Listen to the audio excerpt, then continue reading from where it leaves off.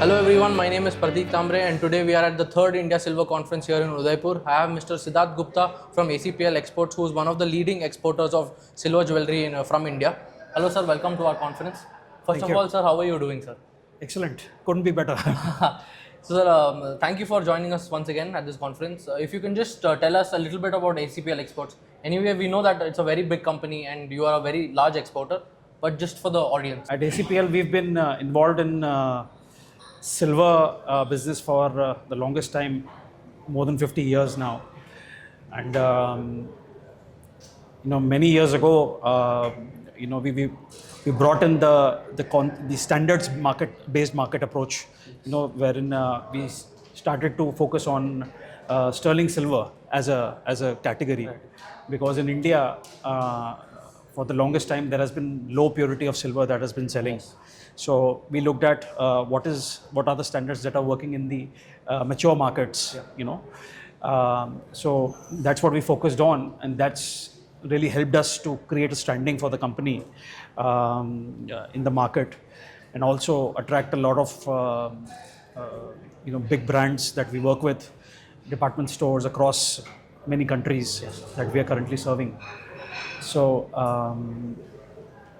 I think India has a big scope for silver now because of the shifting pricing of the gold that's happening right now, and it's I think the current geopolitical risks, we all know that gold might be going to places that nobody has ever seen, thought about. Yes, definitely. So definitely silver comes in at a very good price point, yes, compared to gold, and it's going to unlock many more consumers to look at this product, and there's a lot of growth that can come for the industry. Yeah. So you mentioned that ACPL Exports has been in the market for more than 50 years, and I think you have seen a formalization sector of the market, as in how it was traditionally and how it is transformed now.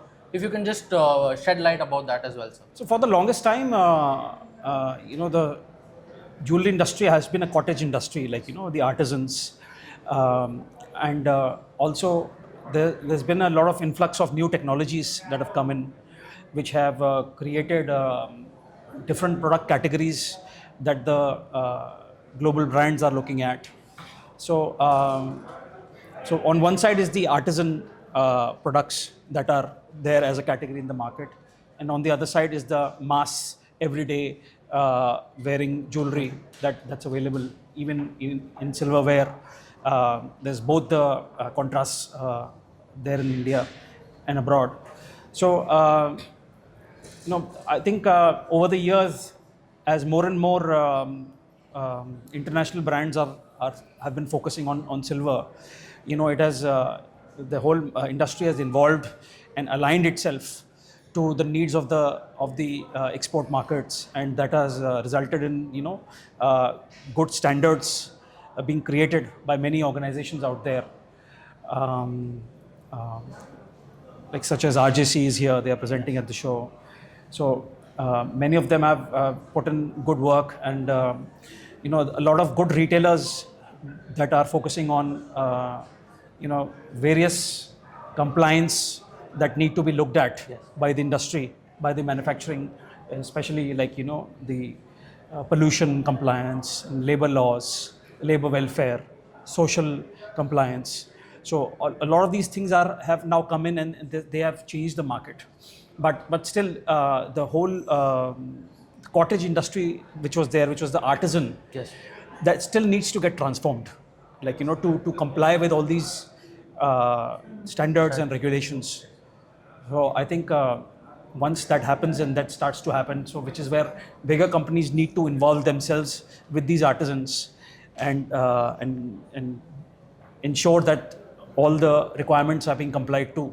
That will create a good ecosystem and growth for the Indian crafts. As everyone knows, ACPL has a very modern technology in its manufacturing unit. Can you just tell us what makes technology more important in today's time in the silver industry? So I think in the age of AI now, I mean, we are all staring at something which is going to be impacting the world in a big way.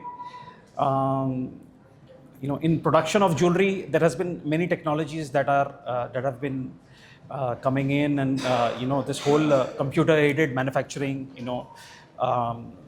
creating designs on the CAD and the camming applications are there, which have really helped the industry to bring in new products at a record speed into the market.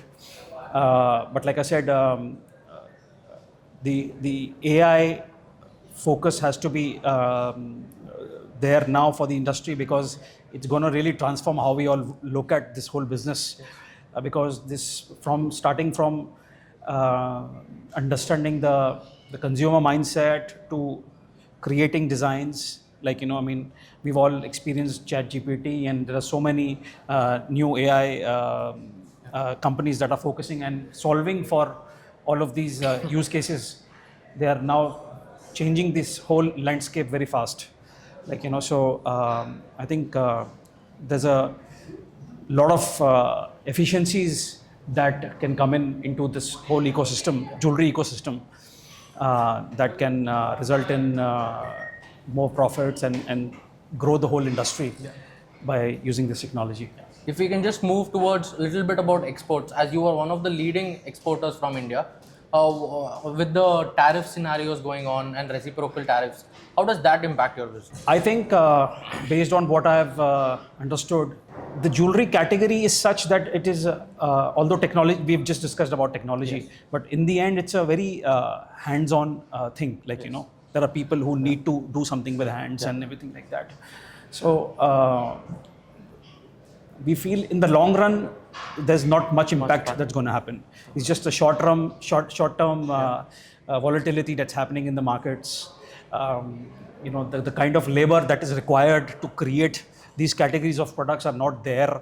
India and China, these are all, and Asian countries are tuned to produce these kind of products. Even the mature markets like Italy and the European markets, there are many manufacturers there in Italy. I have personally seen a lot of them lose the edge because of this whole inflation, and the prices are rising, and it's very difficult for these big companies there to sustain.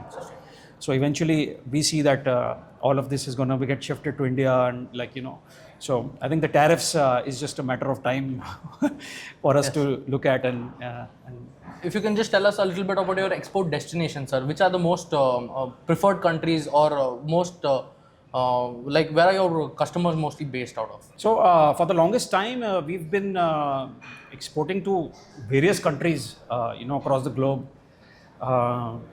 barring Africa and other faraway places which are markets which are difficult to cater to. South America, these are countries which have very high import tariffs. Okay. So they want to protect their own industry. Yes. So primarily US has been a very big market for us. European markets have been very good. Also Australia is a big consumption there. We work with a lot of brands there. I think these are the main markets that are there and that are consuming silver. Yeah. Thank you so much, sir. Look forward to having you at many more conferences of ours. Thank you once again. Yes. Thank you.